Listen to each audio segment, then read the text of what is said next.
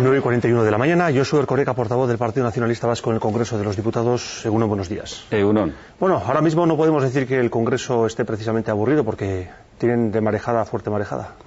Tenemos un trabajo muy intenso y una agenda de trabajo para hasta finales de julio cargada de citas y de compromisos de todo tipo, con acontecimientos tan relevantes como la comparecencia de Zapatero para dar cuenta del semestre europeo que va a concluir en junio y el debate sobre el Estado de la Nación, que es uno de los debates principales del año parlamentario, ¿no? Y se le olvida lo de la reforma laboral porque parece que esa reforma, según los indicios, pueden hacer con forceps. No parece que el asunto se libre del decretazo. Bueno, como en otros casos, todo parece indicar que Zapatero aquí actuará precipitadamente, tarde y mal, ¿no?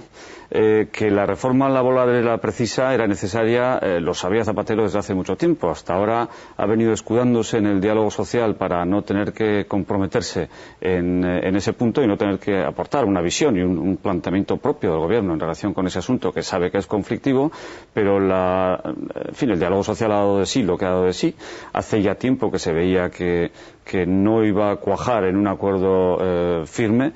Y, por tanto, bueno, ahora el Gobierno tiene que tomar posición, ¿no? Y hacer una propuesta que después vendrá a la Cámara para ser o no convalidada. Veremos qué es lo que hace el Gobierno, porque hasta la fecha no tenemos más que rumores. No nos ha llegado una información cierta y fidedigna por parte de sus responsables, ¿no? Hombre, generalmente todos los partidos políticos que se encuentran en la oposición, cuando conocen lo que presenta el Gobierno de turno, lo suelen criticar. Es parte de la política y como todavía no conocemos lo que va a presentar el Gobierno español, se lo pregunta a usted, ¿qué tendría que suceder o qué tendría que presentar para que el PNV le pusiera buena cara a esa reforma laboral? Si a ustedes les dijeran, le damos carta blanca al PNV para que lleve a cabo las modificaciones que considera oportunas en la reforma laboral, ¿qué destacaría o qué señalaría? Bueno, permítame, pero que esa es una pregunta que va en dirección contraria. Quien está al frente del Gobierno y quien tiene la responsabilidad de fijar una posición en relación con la reforma laboral y en relación con todo el resto de temas que conforman el abanico de la acción pública es el Gobierno. Por tanto, vamos a ver primero, en primer lugar, qué es lo que el Gobierno hace a este respecto. Que la reforma laboral es necesaria resulta, yo creo que, inevitablemente del hecho de que, fíjese, las cifras de paro en el Estado español se sitúan entre las mayores, no ya de la Europa 15, no ya de la Unión Europea tampoco, sino de toda Europa, ¿no? Lo cual significa que algo está mal. Por supuesto que el modelo productivo está mal y una de las fuentes de esos índices de desempleo es el modelo productivo que, en fin, ha sido equivocado y ha estado mal orientado durante los últimos años. Pero es inevitable admitir también que buena parte de esa situación laboral deriva del hecho de que tenemos un marco laboral antiguo con una tipología excesivamente dispersa de contratos laborales, con una dualidad que es insostenible en los tiempos actuales entre los fijos y los temporales, una dualidad que genera injusticias y que además nos está haciendo perder muchísima competitividad con, en fin, otros muchos problemas, sí, pero por ejemplo, con la negociación colectiva, en fin. Sí, pero por ejemplo, ¿al PNV le parece bien que se presente un único tipo de contrato y que el despido se cotice a 33 días por año trabajado, por ejemplo? Depende del tipo de contrato que se presente y con qué otras ofertas y compensaciones se plantee, ¿no? Así que aquí estamos hablando de un todo que hay que evaluarlo en su conjunto, ¿no? Y ponderar unas cosas en relación con las otras, ¿no? Y hay algunos aspectos de lo que se viene anunciando que no nos gustan, obviamente, en la medida en que pueden ser pérdida de derechos sociales, pero hay otras que son imprescindibles y habría que ver y habría que ponderar en su caso qué es lo que prima, ¿no? Si lo que se gana o lo que se pierde por otro lado, ¿no? Bueno, pues el Gobierno español, que parece que vía decreto puede aprobar esta reforma laboral con fecha del 16 de este mes, y eso se engloba en las diferentes medidas que hay que tomar para hacer frente a la crisis actual. Dentro de esas medidas, recientemente también el Gobierno español presentó un paquete de reformas que no fue visto con buenos ojos por el PNV. Yo no sé si más de uno habrá perdido alguna apuesta porque parecía que el PNV se iba a abstener finalmente en esa votación y al final fue que no. Bueno, ciertamente yo no sé por qué el Gobierno y algunos medios de comunicación afines dieron por supuesto que estábamos abonados a la abstención y que íbamos a contribuir. ¿No jugaban, perdón, ustedes también a dar esa sensación? No, nosotros sencillamente ante una propuesta que era complicada, en la medida en que incluía medidas muy heterogéneas, algunas más asumibles que otras, iniciamos un proceso interno de reflexión al respecto. El grupo parlamentario, a través de mi persona, en la medida en que soy portavoz y del portavoz del de la Comisión Económica y Presupuestaria, Pedro Azpiazu, participó en todo momento de las deliberaciones internas que tuvieron lugar en el seno del partido para fijar una posición en relación con ese Real Decreto Ley. Hicimos nuestra reflexión, aportamos nuestro punto de vista y contribuimos también en la fijación de la posición final, ¿no? Digo esto en contra de lo que se ha especulado por ahí, en el sentido de que los primeros sorprendidos sobre la decisión tomada fuimos los miembros del grupo parlamentario. Nada más lejos de la realidad. Contribuimos personalmente, cada uno de nosotros, incluso en la decisión final, ¿no? Y bueno, la posición contraria prevaleció por amplísima mayoría, se lo puedo decir claramente, ¿no? Claro, si uno hubiera tomado la decisión de abstenerse, ¿se hubiera mantenido la posición negativa del PNV? Pues muy probablemente, porque nuestra toma de posición no ha dependido de lo que hicieran el resto de los grupos parlamentarios, sino de nuestra propia reflexión y del resultado de las conversaciones intensas, por cierto, que esos días mantuvimos con el Gobierno, ¿no? Es decir, no fue una decisión caprichosa y arbitraria, inspirada directamente en el Altísimo, sino una reflexión basada en un contraste de propuestas y contrapropuestas que mantuvimos esos días, insisto, con bastante intensidad, con el Gobierno y el Grupo Parlamentario Socialista en Madrid. Pero vista la respuesta, visto que no estaban en condiciones de poder atender a ninguna de las reflexiones que nosotros les hicimos, pues fijamos nuestra posición en el no, porque era lo que creíamos nosotros que en aquel momento se imponía, ¿no? Lo que yo no tengo claro es si estamos ante un punto de inflexión, porque en los últimos meses ustedes apoyaban generalmente en casi todas las votaciones de cierto peso en el Congreso de los Diputados, daba el apoyo, el PNV daba el apoyo al Gobierno español, por ejemplo, los presupuestos o la subida del IVA, y yo no sé si esta negativa significa que a partir de ahora van a poner un poquito más caro ese apoyo al Gobierno español. Bueno, hay en esa percepción que usted me transmite, que está, por lo que veo, muy generalizada, hay un error de apreciación, si me permite la corrección, ¿no? Nosotros efectivamente apoyamos el último presupuesto, pero yo dije con insistencia que ese apoyo presupuestario se agotaba en el mismo respaldo que le dábamos a las cuentas públicas del Estado, que ni significaba que estuviéramos enfeudados al Gobierno, ni tampoco suponía el inicio de una alianza estable de apoyos permanentes al Gobierno.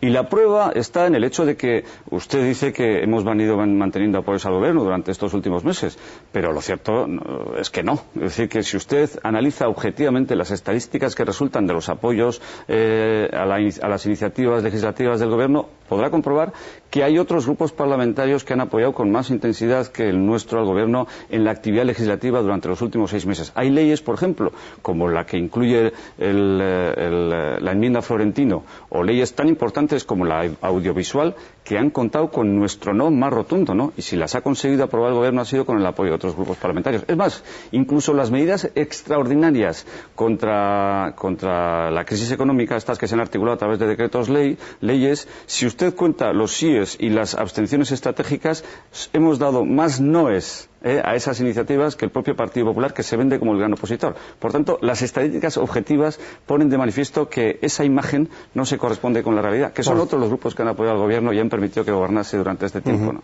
Usted acaba de hacer referencia a la enmienda Florentino, aquella, el blindaje de las sociedades anónimas, se enfrentaba a ACS con Iberdrola, en fin, por ubicarlo simplemente. Hace bastante tiempo, después de aquel rifirrafe, Íñigo Urkullu dijo que aquella jugarreta, decía, de Zapatero no quedaría apuntada en un bloque de hielo, y es posible que algún malpensado diga que el PNV se ha cobrado aquella votando que no en este paquete de reformas. Mire, el PNV nunca actúa ni en Euskadi ni en Madrid animado por rencillas o por afanes algunos de revancha, ¿no? Lo único que nos motiva es la defensa de los intereses generales de Euskadi, y ese yo creo que ha sido nuestro principio inspirador durante muchísimo tiempo y lo viene siendo ahora mismo, ¿no? Por tanto, que tomamos nota de las jugarretas que nos hacen, que bien, eso pesa también a la hora de tomar posición en relación con otros asuntos, no se lo voy a negar, forma parte de la vida política como de la vida misma, pero la razón principal que nos ha conducido a fijar la posición que adoptamos finalmente en la convalidación del decreto ley no tiene nada que ver con rencillas históricas o con venganzas que nos hayamos tomado en relación con trampas históricas que nos hayan podido hacer. O sea que la jugarreta de las sociedades anónimas todavía la bala la tienen guardada. Bueno, sencillamente tomamos nota y recordamos que el Partido Socialista no estuvo a la altura de las circunstancias en ese episodio histórico, y que singularmente los socialistas vascos no supieron defender los intereses de Euskadi como exigía el momento, ¿no? Señor Erkoreka, ¿cree que va a haber elecciones anticipadas? Yo creo que no. Pienso que Zapatero hará lo indecible por respetar el calendario electoral y no tener que adelantar unas elecciones que muy probablemente, si tuvieran lugar en este momento, le llevarían al fracaso, ¿no? Por tanto, en fin, él no tiene alma de suicida y, o mucho me equivoco, o hará todo lo que se encuentre al alcance de su mano para retrasar lo máximo las elecciones y salvar las dificultades que se le presenten en los próximos tiempos, ¿no? Y hay que recordar que la facultad para disolver las cámaras y convocar elecciones es suya, solo suya, ¿no? ¿Y cree que el propio Zapatero podría presentar una moción de confianza si el ambiente sigue tan revuelto? No lo hará porque seguramente estaría abocada a perderla, y nadie presenta una iniciativa parlamentaria sabiendo de antemano que la va a perder, ¿no? Aquí el ordenamiento jurídico nos permite utilizar dos instrumentos, la moción de censura o la moción de confianza, ¿no? Para poder comprobar si el gobierno cuenta con apoyos parlamentarios suficientes para seguir gobernando o no, ¿no? La moción de censura la tiene que presentar algún grupo parlamentario, pero con un candidato alternativo a la presidencia del gobierno. Por tanto, solo podría hacerlo el PP. Pero como sabe el PP que nadie apoyaría una candidatura como la de Rajoy. ¿Usted apoyaría esa moción? Nosotros no apoyaríamos una candidatura alternativa presidida por Rajoy y con lo que es previsible que en este momento que formaría su programa electoral, ¿no? O su programa de gobierno para lo que queda de legislatura, ¿no? Y la segunda alternativa es que el propio presidente del gobierno, dudando de los respaldos parlamentarios de los que posee, pues convoque una moción de confianza para constatar, para comprobar si efectivamente ese respaldo existe o no. Y no creo que Zapatero lo vaya a hacer sabiendo, como sabe, que no contaría en este momento con el apoyo mayoritario de la Cámara, ¿no? Usted destacaba hace un instante que los próximos días, semanas y meses van a ser bastante intensos, pero si le parece nos alargamos unos cuantos meses más hasta el momento en el que se empieza a debatir nuevamente las cuentas para el año que viene, los presupuestos para el año 2011. Yo no sé si lo dijo usted o dicen que lo dijo. Realmente señaló que en este caso es difícil que el PNV apoye las cuentas públicas de cara a 2011 porque ya no hay mucho que rascar. Hombre, yo sí dije que el panorama político, la evolución económico-presupuestaria del gobierno y del país y la propia posición política de Zapatero y de su gobierno no son precisamente de los que invitan a prestarle apoyos y respaldos en una iniciativa tan importante para la acción política de un gobierno como es el presupuesto, ¿no?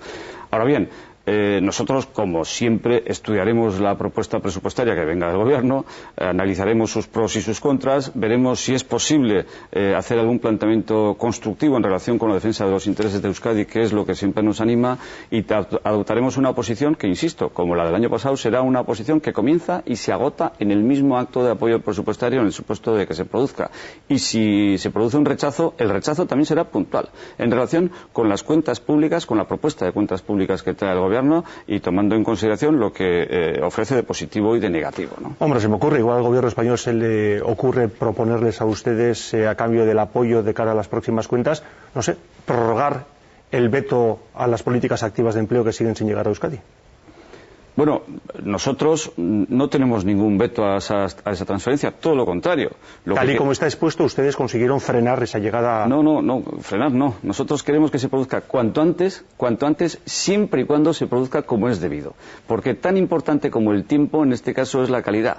No puede ser que 30 años después vengan con una transferencia devaluada. Por tanto, veto no hay, todo lo contrario. Es un apremio. Que lo hagan cuanto antes, pero sobre todo que lo hagan bien. Y nosotros nos erigimos en garantía de que si se hace bien, se hace como es debido, cumpliendo con los requisitos de otra manera. Si de nuevo vuelven a presentar la posibilidad de trasladar esa transferencia devaluada, como dice usted, y está en manos del PNV volver a frenar esa llegada de transferencia devaluada, ¿lo volverían a hacer? Nosotros siempre nos opondremos a una transferencia y criticaremos, en su caso, si se produce una transferencia que viole el Estatuto de Autonomía y que devalúe la capacidad de gobierno que nos corresponde con arreglo a lo que acordamos y respaldamos el año 79 cuando se aprobó el Estatuto de Gernika, ¿no? Pero ¿no es mejor algo no del todo bueno que nada? Sobre todo teniendo en cuenta la época de crisis en la que nos encontramos y que es una herramienta dirigida a la generación de empleo. Con los gobiernos españoles no, porque algo no del todo bueno o relativamente malo, lo habitual es que se convierta en algo definitivamente malo. Es decir, si usted acepta una mercancía averiada, la mercancía queda definitivamente averiada. Y es mejor levantar el dedo y dejar constancia desde el principio de que lo que nos quieren transferir es una mercancía averiada que no aceptaremos jamás, en la exigencia de que la mercancía tiene que venir y solo acusaremos recibo de una mercancía que venga como es debido, a no asumir definitivamente y para siempre, porque una asunción de una transferencia devaluada sería definitiva, irreversible y para siempre, que, en fin, pues que elimine o que reduzca los instrumentos de autogobierno que nos corresponden. Insisto, esto 30 años después de aprobado el Estatuto de Gernika. No estamos hablando de los primeros pasos en el desarrollo estatutario, sino de algo que lleva reclamándose durante muchísimo tiempo, ¿no? Si le parece, nos acercamos a la política vasca. Usted generalmente se encuentra trabajando en Madrid, porque el Partido Nacionalista Vasco está, entiendo que criticando con dureza al lehendakari, a Patxi López, dicen por haber casi mimetizado, copiado las propuestas planteadas por Zapatero y que por tanto no ha hecho uso del autogobierno que tenemos en la comunidad autónoma del País Vasco. ¿No están siendo muy intensos y bastante duros en ese tipo de críticas? Bueno, yo creo que no es que lo critiquemos nosotros, es que es palpable, es evidente para cualquier observador objetivo que se aproxime a lo que está ocurriendo, ¿no? Es más, comprobamos que lo que está sucediendo con Patxi López es que imita lo peor de Zapatero.